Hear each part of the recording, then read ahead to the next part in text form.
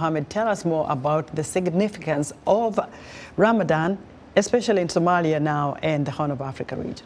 Well, in Somalia, the Ramadan is a very important month for the people to celebrate and commemorate the revelation of the Quran, is one of the sacred books of Islam.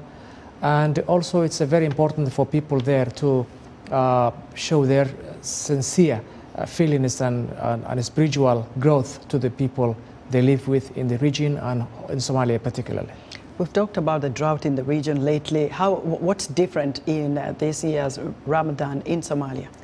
Well, this year it comes a time Somalia has been suffering from drought. 43,000 people were killed, according to the Somali government, died during the drought.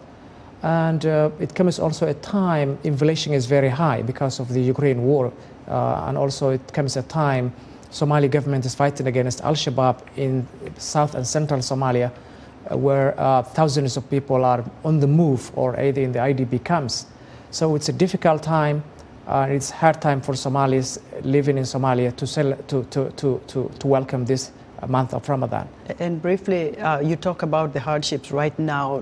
Traditionally, wealthier people help the poor people to be able to celebrate. Who can they turn to this year with the high inflation? Well, always Somalis in the Ramadan and Muslims in general, they open their pockets to the people who are in need.